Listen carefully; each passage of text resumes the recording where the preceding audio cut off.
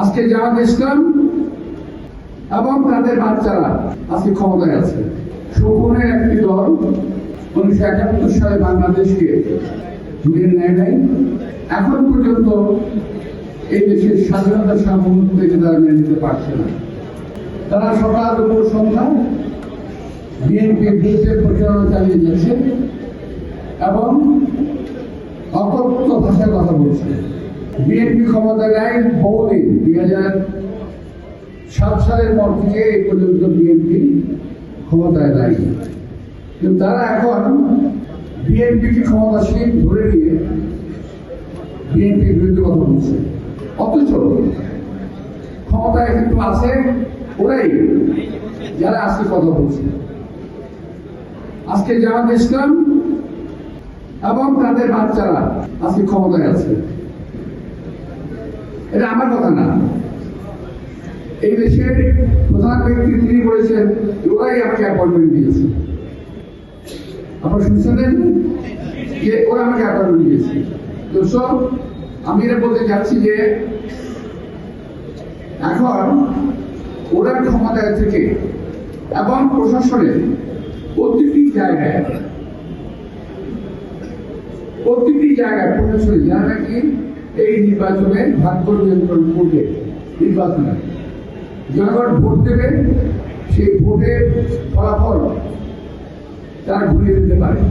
Sunshine আটা ময়দা সুজি, ভালোবাসায় তৈরি। আমি মারাত্মকভাবে এই নির্বাচনে একটি কার্যকরী আশঙ্কা করছি। আমি যে দেখতে পাচ্ছি দীর্ঘচক্ষে ওদের প্রশাসনের বিভিন্ন জায়গায় আওয়ামী লীগের লোকেরা বসে আছে, জামাতের লোকেরা বসে আছে এবং বিশেষ কিছু মহলের লোকেরা বসে আছে যারা বিএনপিকে পছন্দ করে না। বিএনপি পছন্দ না করার কারণ হলো বিএনপি হলো একটি জাতীয়তাবাদী দল, যা শহীদ রাষ্ট্রপতি জিয়া রহমান দ্বারা প্রতিষ্ঠিত। শহীদ জিয়া রহমান স্বাধীনতা ঘোষণা দিয়েছিলেন, এগুলো তাদের সহ্য হয় না। আওয়ামী লীগ সহ্য হতো না, জিয়া রহমান স্বাধীনতা ঘোষণা দিয়েছেন, এই কথা আওয়ামী লীগ মানতে পারত না। এখন যারা আছে তারা স্বাধীনতা ঘোষণা দিয়েছে জিয়া রহমান, এটাও তারা মানতে চায় না। কারণ তারা মানতে চায় যে এদের স্বাধীন না। প্রিয় ভাইরা, বিভিন্ন প্রক্রিয়ার মাধ্যমে আমাদের স্বাধীনতা সার্বভৌমত্ব হরণ প্রক্রিয়া চলছে। কিছু কিছু দল ক্ষমতায় যাওয়ার লোভে বিদেশিদের সঙ্গে চুক্তি করেছে, যারা আমাদের সঙ্গে যায় না, অর্থাৎ ইসলামের সঙ্গে মুসলমানদের সঙ্গে তারা কখনো যায় না।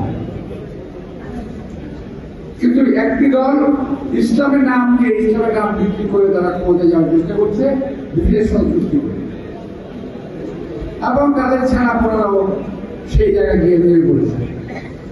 আপনারা খেয়াল করে দেখবেন তাদের যে মুখের ভাষা, কদর্য ভাষা, যে ভাষা আমরা ব্যবহার করতে পারি না, আমরা কখনো করি নাই। আমার 100 বছরের রাজনৈতিক জীবনে এই ধরনের ভাষা আমি কখনো শুনি নাই। প্রতিপক্ষকে তো আক্রমণ করতেই হবে, কিন্তু সে আক্রমণের ভাষা সংযত এবং সত্য অসত্য